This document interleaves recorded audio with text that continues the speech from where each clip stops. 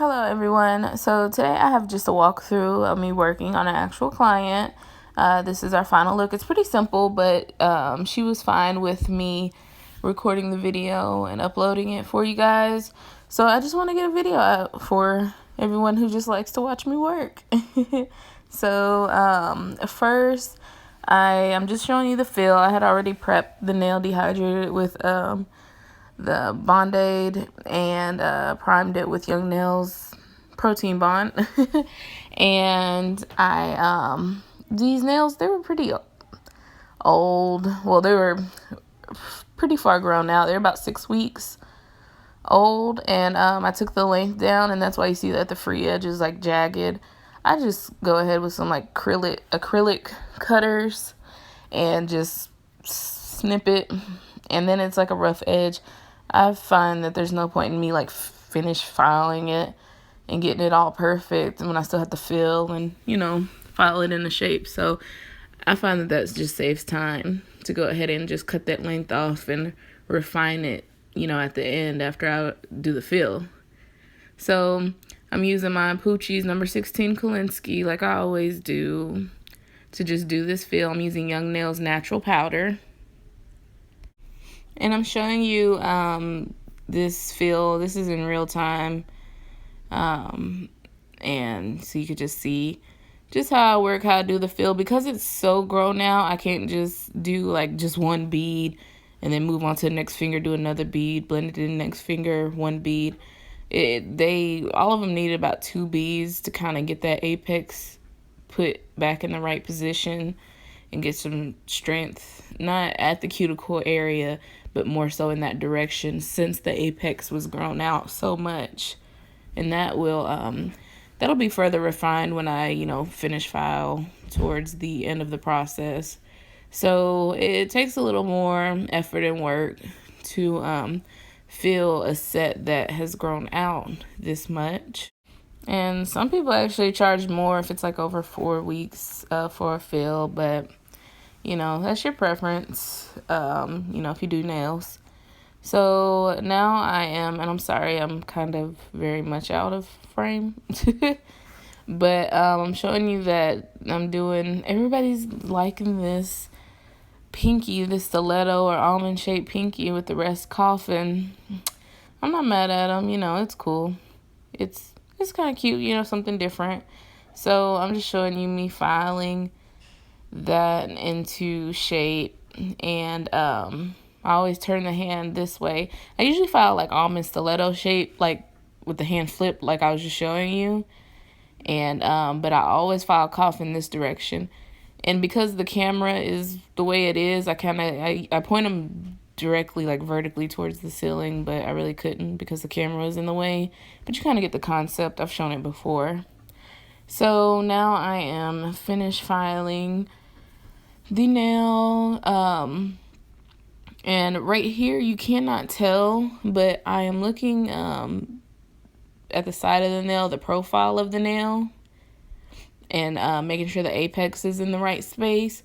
So I'm looking, at the side of the nail, trying to make sure it's in the place, and then I go through, and I always like to feel with my thumb. You'll see me do that occasionally, and then I could feel, get a feeling that the structure of the nail is right, making sure the apex is where it should be, which if you don't know, the apex is the highest point of the nail. It's the thickest part. It's the strongest part. You don't want that too far down on your nail. You don't want it too far up. It's kind of like, the happy medium. It also depends on the length of the actual nail, So those things vary, but I'm always feeling with my thumb to make sure, and I also make sure there's no little like dents and, bumps in the nail and everything like that. So that's just what I'm doing. You see me feeling around. And I check the nail from all angles, just from the left profile, the right profile, down the barrel of the nail, just to make sure they're as perfect as possible. So I've sped it up, and you can just watch me file. Oh, and I'm using a ceramic bit from Tack USA. It's a fine grit bit. Well, yeah. So now I am instead of buffing, I'm going in with a file that has a lower grit. So just finish file the surface. And I do this because it creates a little more texture than I would if I took like a orange or white. No matter what the grit, it adds a little more texture to the nail because I'm going to be applying gel, and I just want to make sure that it absolutely has something to grip onto. So I'm just using the file like I would a buffer, just real quick over the top. I'm not making any like crazy, I'm not shaping it, you know, necessarily, but I'm using it in the same way that I would a buffer, if that makes sense, just to kind of get that roughness on the surface. So I'm not like trying to do what I did with the electric file. So I am using Light Elegance's Roxanne, and isn't this beautiful? Oh, it's just amazing. It's like a hot pink. It's almost red. It looks red sometimes, like a neon pink red or reddish pink. I don't even know. I'm usually good with colors. But it's so pink, it's like basically red, and it has this blue like flash. I don't want to say duochrome, but you could see what it looks like. It has that blue in it. It just makes it look so eye-catching and so pretty. So I'm taking the Vetro. This is their flat brush, and I absolutely love it. Absolutely love this brush. It's amazing. You could tell it's a very good quality. It feels very good in the hand. Like it's a nice brush. I'd absolutely recommend their brushes. So I am I don't want to build with this product because it's not like a gel set. This is, I'm using this kind of like, well, essentially like gel polish. And you can see the coverage that I get with one coat. So I took a bead, I kind of floated it around the cuticle area and then just kind of faded it out, blended it out. So I'm not trying to add, too much bulk, but I want to make sure I have good and consistent coverage. So I do the same process. It's a really simple set, and I've sped it up here. And so I just take a bead, and this is, again, it's Light Elegance's. It's one of their color gels, and I really like the Light Elegance, their gels. I really like them too. I only have like 5 or 6 of them. But the ones I do have are amazing. I absolutely love them. And this is so beautiful. So you can see that I got it, around the skin, around the nail, the side walls, and the eponychium. So I just go in and clean that up with a French brush. You can use alcohol or acetone. Either one will do. And so I just do the same thing. I just this is a little bit of a thicker coat, this first coat. And I just apply a little bit thicker.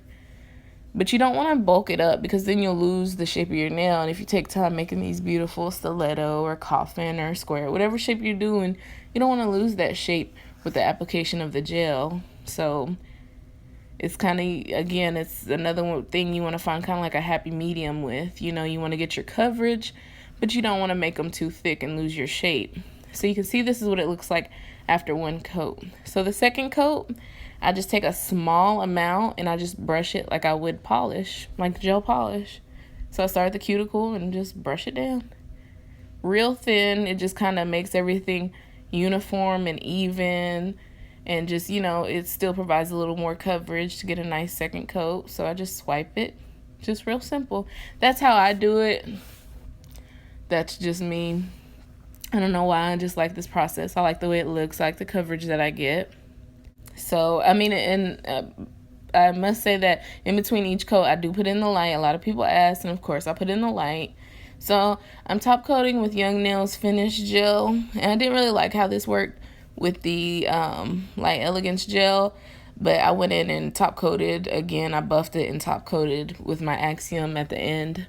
So, now I'm just buffing the nails. I'm going to add crystals too, and I'm using my crystal katana to pick up the crystals, and I'm using brush on resin from Ocean Nail Supply as always, and I'm using the Seum AB for this look. I thought it went great. I thought they go actually perfectly with this color.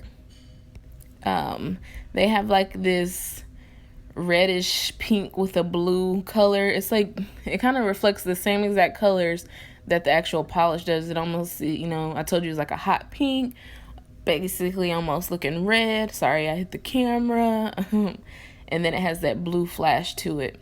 So I put the resin where I want the stones to go, and I'm just doing a little simple design.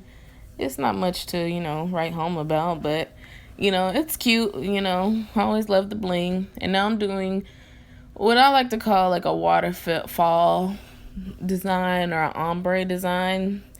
So you could do this a few different ways.